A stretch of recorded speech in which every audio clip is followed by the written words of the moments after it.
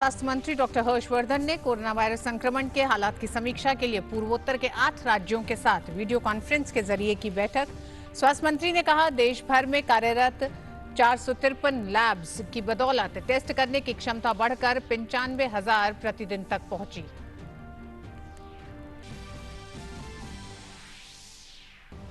देश के विभिन्न इलाकों में पश्चिम बंगाल में के फंसे श्रमिकों की घर वापसी में राज्य सरकार की असफलता पर केंद्रीय गृह मंत्री अमित शाह ने पश्चिम बंगाल की मुख्यमंत्री ममता बनर्जी को लिखा पत्र। गृह मंत्री ने कहा, राज्य सरकार श्रमिकों की वापसी की व्यवस्था करने में रही है नाकाम। वंदे भारत अभियान के तहत विदेशों में फंसे भारतीयों की स्वदेश वापसी जारी। 6 उड़ानों के जरिए 1082 भारतीय पहुंचे स्वदेश। ऑपरेशन समुद्र सेतु के पहले चरण में आईएनएक्स जलाश्व पर मालदीव से रवाना हुए 698 भारतीय रविवार को पहुंचेंगे स्वदेश।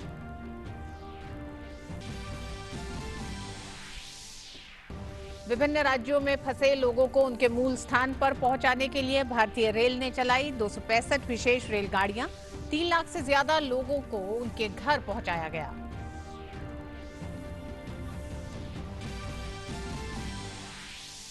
भारत में कोरोना वायरस से संक्रमित सक्रिय मरीजों की संख्या बढ़कर 39,834 पर पहुंची। 17,846 मरीज पूरी तरह स्वस्थ हुए, जबकि 1981 मरीजों की मौत हो गई। दुनिया भर में कोरोना का कहर जारी। संक्रमित मरीज का आंकड़ा 39.4 लाख के पार पहुंचा। 2.74 लाख मरीजों की मौत।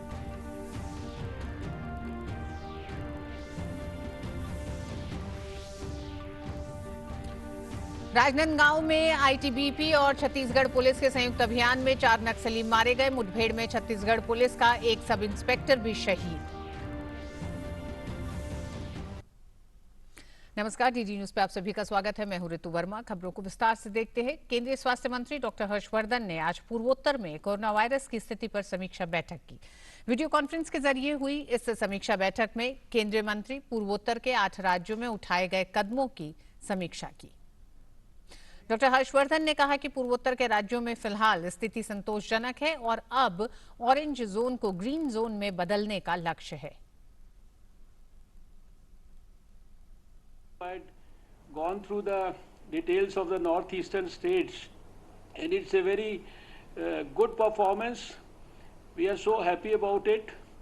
We have to maintain the status, and wherever we are still in the orange zone, we have to take it up to the green zone. I am so happy to know that all the 8 states together, they have just about 194 cases. Sikkim and Nagaland, they continue to remain unaffected. केंद्रीय मंत्री ने कहा कि कई विकसित देशों की तुलना में भारत की स्थिति बेहतर है, लेकिन फिर भी पूरे देश को खराब स्थिति से भी निपटने के लिए तैयार किया गया है। डॉक्टर हर्षवर्धन ने बताया कि देश के 843 अस्पतालों में कोविड-19 के मरीजों का इलाज हो रहा है। उन्होंने बताया कि देश में 7,640 क्वारंटाइन सेंटर भी स्थापित किए गए हैं। We do not anticipate a very worst type of situation in our country like many other developed countries. But still we have prepared the whole country for the worst situation. We have dedicated 843 hospitals exclusively for COVID treatment. Similarly, we have already found and created 7,640 quarantine centers all over the country. केंद्रीय गृह मंत्री अमित शाह ने देश भर में फंसे पश्चिम बंगाल के श्रमिकों की घर वापसी में पश्चिम बंगाल सरकार की विफलता पर राज्य की मुख्यमंत्री ममता बनर्जी को एक पत्र लिखा है। गृह मंत्री अमित शाह ने अपने पत्र में इस दिशा में केंद्र सरकार द्वारा किए जा रही कोशिशों पर राज्य सरकार से अपेक्षित सहयोग नहीं मिलने की बात कही है। गृह मंत्री ने कहा कि पश्चिम बंगाल के प्रवासी श्रमिकों को दूसरे राज्यों से लेकर बंगाल पहुंचने वाली श्रमिक रेलगाड़ियों को राज्य सरकार द्वारा अनुमति प्रदान नहीं की जा रही है। अमित शाह ने इसे पश्चिम बंगाल के श्रमिकों के लिए अन्यायपूर्ण करार दिया है। देश भर में प्रवासी श्रमिकों को भारतीय रेल उनके घरों तक पहुंचा रही है। अब तक तकरीबन 265 रेलगाड़ियों के जरिए 3 लाख के आसपास श्रमिकों को उनके स्थानों तक पहुंचाया जा चुका है।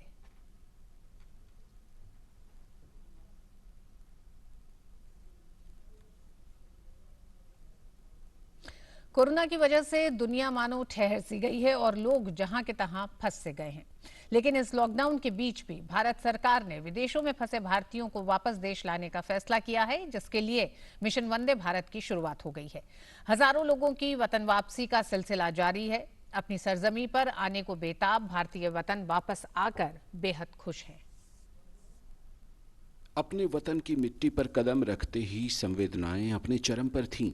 संकट के समय हो रही घर वापसी के वक्त लोग सरकार के प्रयासों की सराहना करना नहीं भूले और उनके लिए ये पल कभी ना भूलने वाले क्षणों में से एक हो गया। शुक्रवार को एयर इंडिया का एक विमान सिंगापुर में फंसे भारतीयों को लेकर दिल्ली हवाई अड्डे पर उतरा। ये विमान वंदे भारत मिशन का हिस्सा है, जो कोरोना वायरस के चलते लॉकडाउन के कारण विदेशों में फंसे भारतीयों को घर वापस लाने के लिए बृहस्पतिवार को चला था। एयर इंडिया के B787 विमान में 234 यात्री सवार थे, जो सुबह करीब 11:15 बजे दिल्ली हवाई अड्डे पर उतरा। केंद्र में पीएम मोदी की सरकार का उद्देश्य है कि देश या विदेश में फंसे किसी भी भारतीय को किसी भी कीमत पर बचाया जाए। सिंगापुर से दिल्ली अंतर्राष्ट्रीय हवाई अड्डे पर लाया गया है और एक एक करके इस बस के द्वारा इनको इनके क्वारंटीन सेंटर पहुंचाया जाए। जोन वाइज जो दिल्ली में क्वारंटीन सेंटर पहुंचाए गए हैं, चाहे वो होटल्स हैं या अलग अलग स्थान है जहां पर इनको ठहराया जाएगा 14 दिन के लिए। साथ ही साथ जो अंतर्राज्यीय बसें हैं उनको भी यहाँ पर लाया गया है, जो उस स्टेट के पैसेंजर इनको वहाँ पे भेजा जाएगा। कोरोना वायरस महामारी की वजह से बांग्लादेश में फंसे 168 भारतीय छात्रों को लेकर एयर इंडिया विमान का पहला जत्था श्रीनगर हवाई अड्डा पहुंचा। वतन वापसी के बाद छात्रों ने सरकार के प्रति अपना आभार व्यक्त किया। MEA, Ministry of External Affairs, along with Home Ministry, Health Ministry, Civil Aviation, MOD, सबने मिलके, भारत सरकार के हर ब्रांच ने मिलके ये एक मैसिव एक्सरसाइज किया है। ढाका से 60 फ्लाइट्स टोटल जाएंगे। We are really happy and we are thankful to the government of India. They have really helped us a lot in these difficult times. And we are thankful to our Prime Minister Narendra Modi. He really helped us a lot. भारतीयों को स्वदेश लाने के लिए शुरू की गई विशेष उड़ानों के दूसरे दिन दुबई से तकरीबन 350 से भी अधिक यात्री भारत लौट रहे हैं।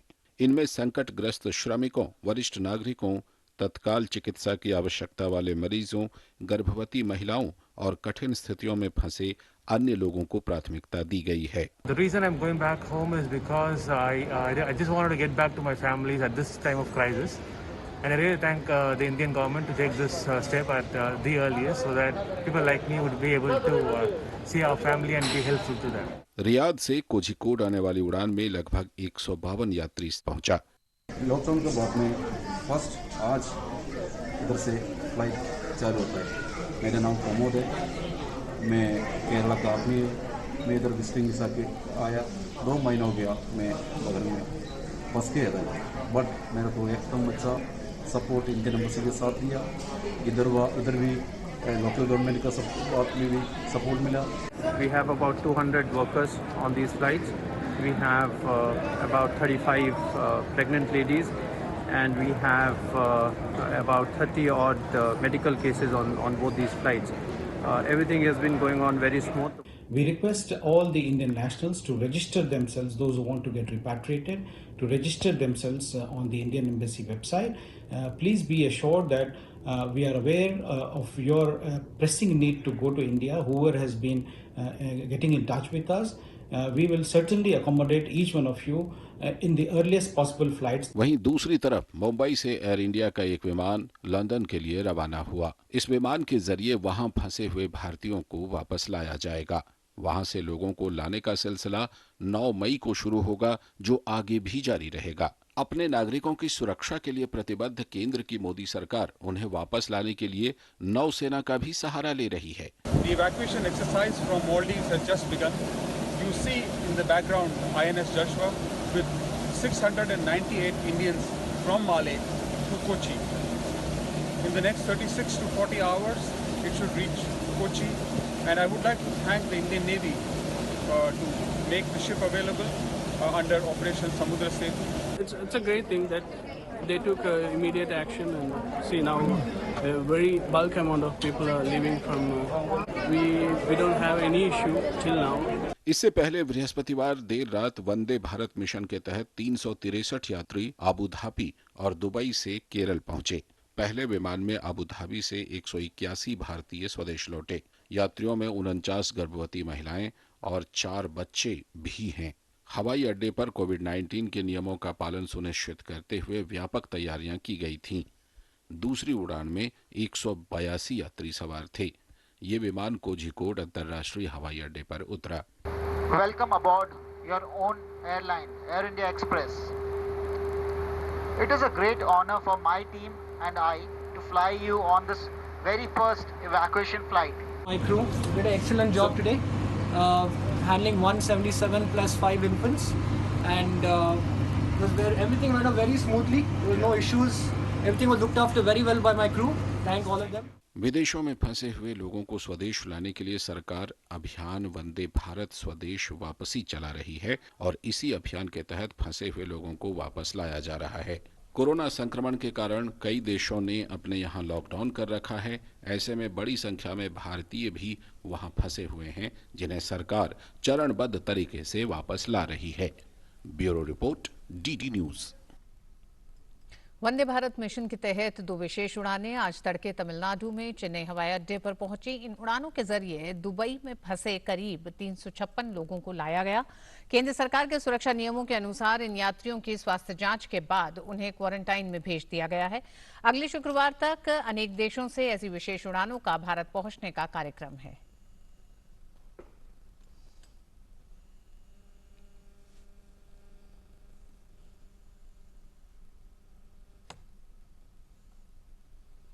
बहरीन से 30 बच्चों सहित 182 भारतीयों को लेकर चौथी फ्लाइट शुक्रवार देर रात कोची अंतर्राष्ट्रीय हवाई अड्डे पर उतरी।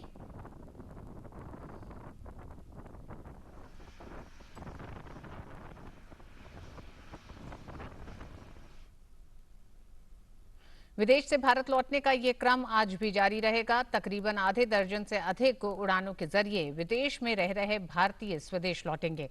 ढाका से दिल्ली, कुवैत से हैदराबाद, मस्कट से कोच्चि, शारजाह से लखनऊ, कुवैत से कोच्चि, कुआलालंपुर से त्रिची और देर रात लंदन से मुंबई और दोहा से कोचीन की उड़ानों के जरिए विदेशों में फंसे भारतीय स्वदेश लौटेंगे।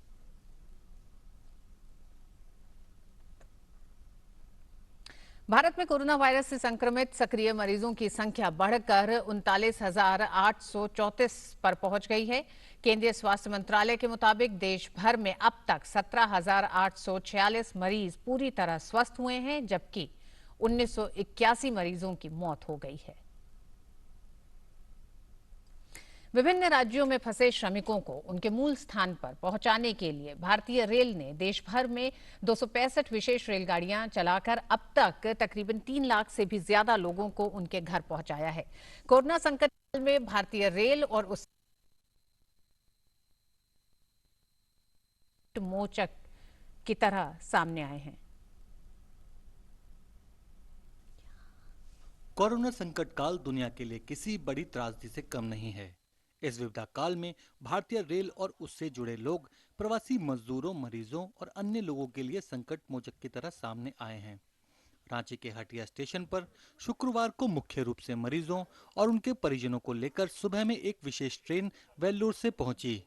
जाहिर है, कोरोना संकट और बीमारी के दोहरे संकट में घिरे लोग उस रेलगाड़ी से उतरते ही भावुक हो गए। आने में दिक्कत नहीं हुई। अच्छा, तो केंद्र सरकार ने जो स्पेशली रेलवे ट्रेन चलाई है झारखंड के लिए, क्या कहेंगे? नहीं, एक बहुत दिन से इंतजार था, अब इंतजार थोड़ा खत्म हुआ। बहुत बहुत धन्यवाद। हटिया स्टेशन पर एक और अच्छी बात देखने को मिली। रेलवे स्टेशन के कुलियों ने लाचार मरीजों को बस तक पहुंचाया, लेकिन मरीजों के परिजनों से एक भी पैसा नहीं लिया। इस दौरान परिजनों ने घर तक पहुंचने के लिए केंद्र सरकार का आभार जताया। कितना अच्छा रहा फैसिलिटी यहाँ आने का? बहुत अच्छा किया सर, हम लोग को मजदूर लोग को उधर से लाया, जो फंसे हुए आदमी को अच्छा किया सर। कोरोना का संकट कितना भी परेशान करने वाला और दुखदायी हो, इस दुख दर्द को बांटने वाले भी कम नहीं हैं। भारतीय रेल की सेवाएं और कुलियों का ये प्रेम भाव हमें यकीन दिलाता है कि भारत इस संक्रमण को मात देकर कोरोना पर सफलता हासिल करेगा। राज्य से अवधेश गौतम के साथ दिवाकर कुमार की रिपोर्ट, डीडी न्यूज। प्रधानमंत्री नरेंद्र मोदी ने समाज सुधारक गोपाल कृष्ण गोखले और वीर योद्धा महाराणा प्रताप की जयंती पर उन्हें श्रद्धांजलि दी।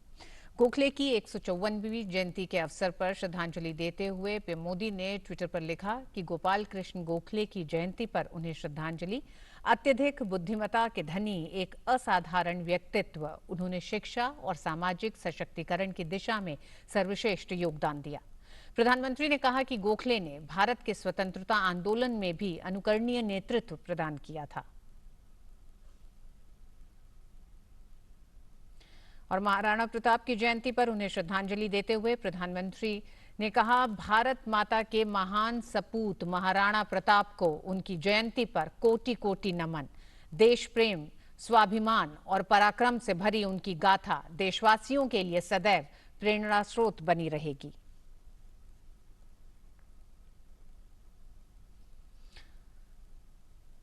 और खबरों में आगे, लॉकडाउन के तीसरे चरण में दी गई रियायतों में लघु क्षेत्र के कामगारों को काफी राहत मिली है, जिससे गर्मियां बढ़ने के साथ एसी रिपेयर की तेजी से बढ़ रही मांग पर लोगों को एसी रिपेयर कराने में कोई दिक्कत नहीं आ रही है।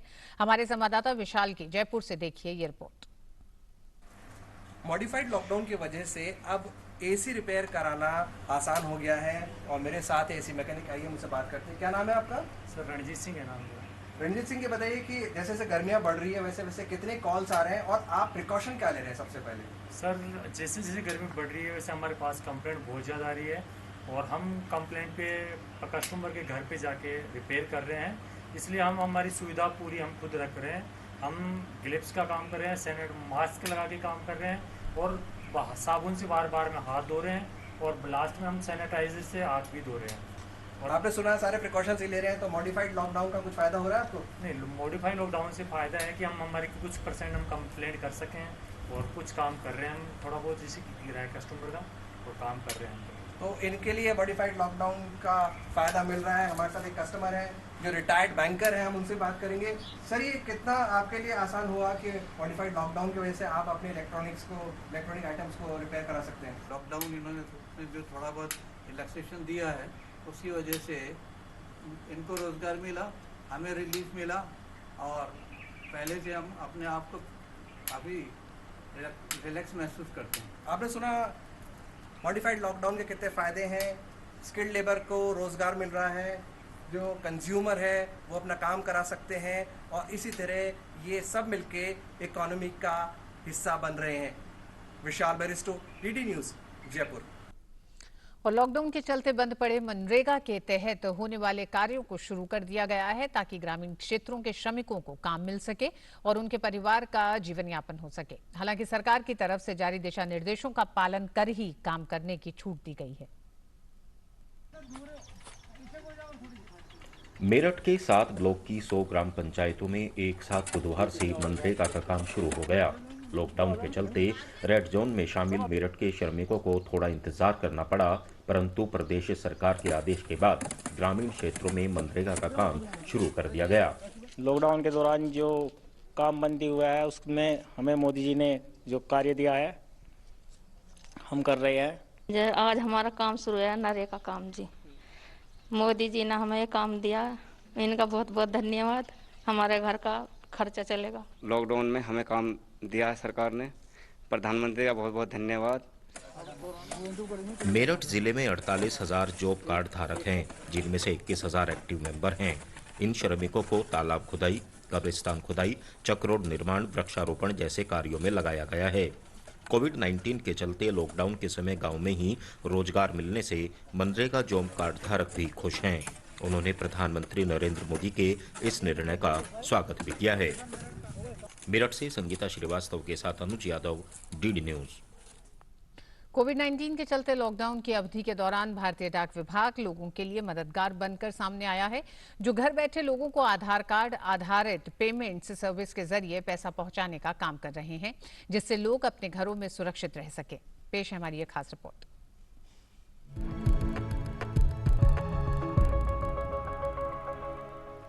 कोरोना महामारी के चलते देश में लॉकडाउन है। इस दौरान दैनिक जरूरतों के लिए नकदी की निकासी के लिए अब आपको बैंक और एटीएम पर जाने के लिए घर से निकलने की जरूरत नहीं है। आधार कार्ड आधारित पेमेंट सर्विस के तहत डाकिया घर बैठे आपको ये सुविधा मुहैया करवा रहा है। जी हां, इलाके के डाकिया हैंड डिवाइस के साथ पोस्ट ऑफिस के अलावा अन्य बैंकों के खाता धारकों को भी पैसों की निकासी में मदद कर रहे हैं। लोगों को घरों से बाहर नहीं जाना है। ऐसी स्थिति में हमारा विभाग ऐप के माध्यम से जरूरतमंदों तक डाकिया के माध्यम से राशि पहुंचा रहा है। इंडिया पोस्ट पेमेंट बैंक में रिक्वेस्ट करने वाले लाभार्थियों का कहना है कि लॉकडाउन के दौरान घर बैठे पैसों के मिलने से काफी खुशी हो रही है। बढ़िया सुविधा लगती है जी। जमींदार को टाइम नहीं मिलता, इतनी देर में वहीं आकर के जो मिल जाता है पैसा करके। आधार इनेबल पेमेंट सर्विस के माध्यम से हरियाणा में लॉकडाउन के दौरान अब तक 15 करोड़ रुपए से ज्यादा का ट्रांजैक्शन हुआ है। दरअसल सरकार की ये कोशिश है कि घर बैठे लोगों तक बैंक की सुविधाएं पहुंचाई जाएं, जिससे लोगों को रोजमर्रा के जीवन में पैसों की कमी महसूस ना हो। जिनका खाता आधार से लिंक है वो डाक विभाग का ऐप डाउनलोड करके रिक्वेस्ट ऐप के माध्यम से पैसा मंगा रहे हैं। एक जमाना था जब हम डाकिया का इंतजार अपने चिट्ठी के लिए क्या करते थे, लेकिन आज ईमेल और व्हाट्सएप का जमाना है और डाकिया का इंतजार घर बैठे हम पैसों के लिए कर रहे हैं। Urmilesh Bhatt, DD news, Hisar.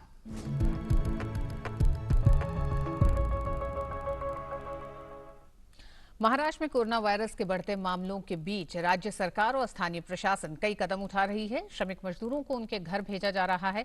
मुख्यमंत्री उद्धव ठाकरे ने महाराष्ट्र की जनता को कोरोना योद्धा बताया है। देखिए हमारी संवाददाता श्यामा मिश्रा की रिपोर्ट। लगभग 3,500 लोग कोविड-19 से ठीक होकर घर जा चुके हैं, लेकिन चिंता की बात यह है कि महाराष्ट्र का टोटल पॉजिटिव केसेस जो है वो 20,000 के आंकड़े को छूने आ रहा है। कई सारे कदम उठाए जा रहे हैं महाराष्ट्र गवर्नमेंट की तरफ से और लोकल एडमिनिस्ट्रेशन की तरफ से भी। जिस तरीके से माइग्रेंट्स को उनके होम टाउन्स तक पहुंचाया जा रहा है, काफ़ी सराहनीय काम हो रहा है और लगभग महाराष्ट्र के हर जगह पे ये काम हो रहा है।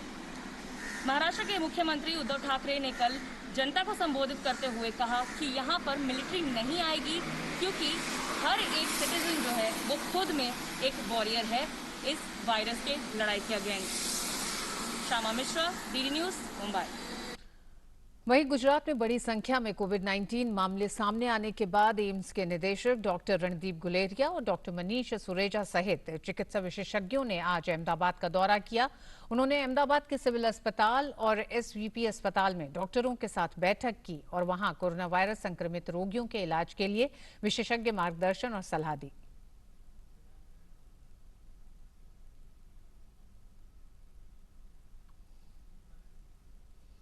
छत्तीसगढ़ में कल शाम सुरक्षा बलों और नक्सलियों के बीच हुए मुठभेड़ में 4 नक्सली मारे गए। राजनांदगांव जिले के परधोनी गांव के पास हुई इस मुठभेड़ में एक पुलिस सब इंस्पेक्टर भी शहीद हो गए। घटनास्थल से एक AK-47 राइफल, एक SLR और 2.315 बोर राइफल भी बरामद हुई है।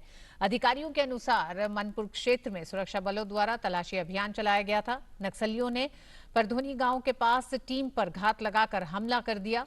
गश्ती दल ने जवाबी कार्रवाई करते हुए 4 नक्सलियों को मार गिराया, लेकिन मदनवाड़ा पुलिस स्टेशन के थाना प्रभारी श्याम किशोर शर्मा मुठभेड़ के दौरान शहीद हो गए। और वक्त एक ब्रेक का। ब्रेक के बाद खबरें जारी रहेंगी। देखते रहिए टीटी न्यूज।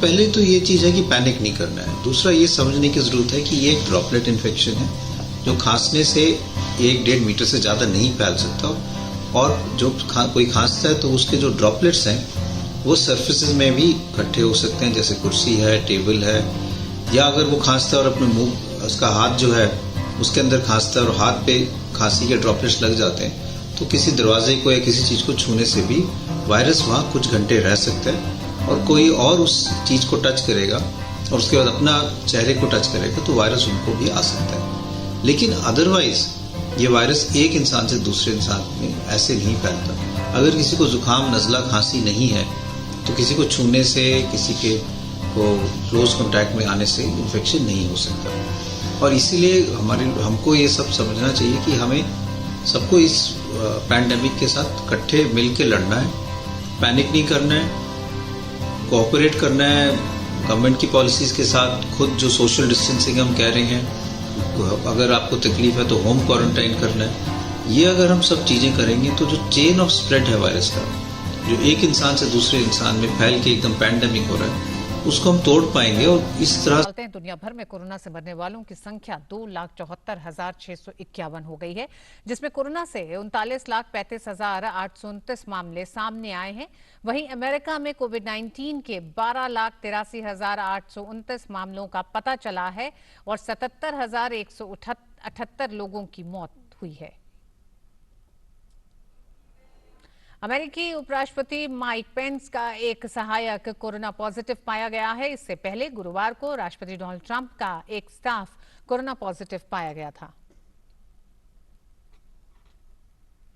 नेपाल में कोरोना वायरस के 3 नए मामले सामने आने के बाद से देश में कोविड-19 के मामलों की संख्या 100 के पार पहुंच गई है। नेपाल उन देशों की सूची में शामिल है जहां इस वायरस से संक्रमित लोगों की संख्या काफी कम है। इटली में कोरोना के कारण मरने वालों का आंकड़ा 30,000 के पार हो गया है। संक्रमण के कारण शुक्रवार को 243 और लोगों की मौत हो गई, जिससे देश में मरने वालों की कुल संख्या बढ़कर 30,201 हो गई है। वहीं शुक्रवार शाम को समाप्त हुए 24 घंटे की अवधि में 1,327 अधिक नए मामले सामने आए। अब तक देश में संक्रमण के 2,17,185 मामले सामने आ चुके हैं। देश के उत्तरी में लोम्बार्डी क्षेत्र में संक्रमण सबसे ज्यादा है। इस बीच इटली में चर्चों ने लॉकडाउन प्रतिबंधों में ढील देने की तैयारी फिर से शुरू कर दी है। हालांकि सरकार ने लोगों से आग्रह किया है कि लॉकडाउन और सुरक्षा नियमों का पालन करें। और इस बुलेटिन में बस इतना ही। डीडी न्यूज पे खबरें जारी रहेंगी। नमस्कार।